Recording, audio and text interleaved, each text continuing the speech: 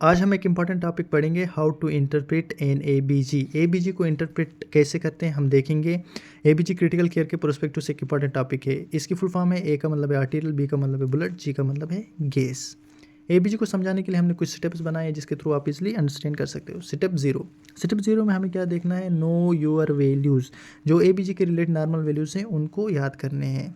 ABG के values जो होते हैं वो नॉर्मली 3 होते हैं, जैसे कि पीएच 7.35 से 7.45, कार्बन डाइऑक्साइड 35 से 45, बाइकार्बोनेट 22 से 26। यहाँ ए का मतलब है एसिडिक, बी का मतलब है बेसिक।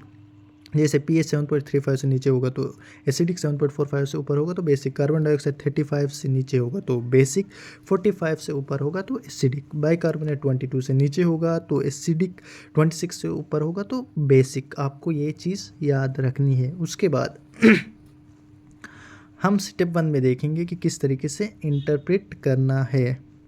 जैसे स्टेप 1 में हमें देखना है पीएच के बारे में। इस पीएच हाई और लो, पीएच हाई है तो बेसिक होगा और पीएच लो होगा तो एसिडिक होगा। जैसे 7.35 से नीचे एसिडिक, 7.45 से ऊपर बेसिक। आपको ये चीज़ याद रखनी है पीएच के बारे में। नॉर्मल रेंज है इसकी, ब्लड में पीएच की रेंज ये होती है। स्टेप 2 में देखेंगे। स्टेप 2 में इज CO2 हाई और लो। CO2 को देखते हैं हम स्टेप 2 में। अगर CO2 हाई है तो एसिडिक, CO2 लो है तो बेसिक। जैसे कि नॉर्मल रेंज 35 से 45 है, तो अगर 35 से नीचे है तो बेसिक, 45 से ऊपर होगा तो एसिडिक। हमें यहाँ पे एक चीज़ याद रखनी है कि जो CO2 है वो इन्वर्सली प्रोपोर्शनल है पीएच के। CO2 बढ़ेगा, पीएच घटेगा, CO2 घटेगा, पीएच बढ़ेगा, ये याद रखना है। स्टेप 3 में हम बाइकार्बोनेट के बारे में देखते हैं। इस बाइकार्बोनेट हाई और लो। अगर बाइकार्बोनेट हाई है तो ये है बेसिक और लो है तो एसिडिक है। यहाँ हमें याद रखना है कि इसकी रेंज हमने बताई थी 22 से 26। अगर 22 से नीचे है तो एसिडिक, 22 से 26 के ऊपर है तो बेसिक। बाइकार्बोनेट जो है वो क्या है, directly proportional to pH. Bicarbonate बढ़ेगा तो पीएच बढ़ेगा, बाइकार्बोनेट घटेगा, पीएच घटेगा। स्टेप 4 में हम इज़ इट रेस्पिरेटरी और मेटाबॉलिक। ये रेस्पिरेटरी है या मेटाबॉलिक है। जैसे लंग्स रेस्पिरेटरी के रिलेटेड होते हैं, जैसे CO2 यहीं से रेगुलेट होती है। तो अगर ये रेस्पिरेटरी है या मेटाबॉलिक है हमें ये चेक करना है।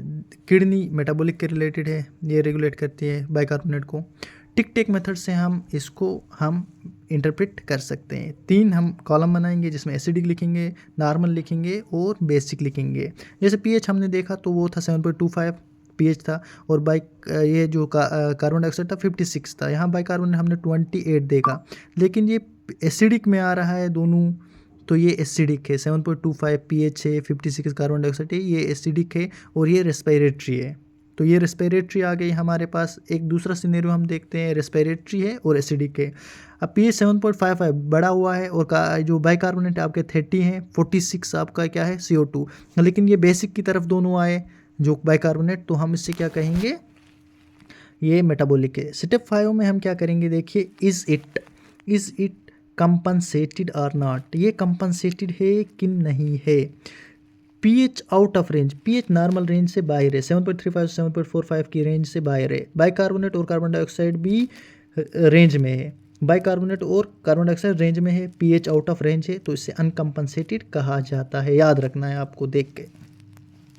अब हम दूसरा सिनेरियो देखेंगे। देखिए पीएच, बाइकार्बोनेट और CO2 तीनों के तीन आउट ऑफ रेंज है, तो इसे हम पार्शली कंपनसेटेड कहेंगे।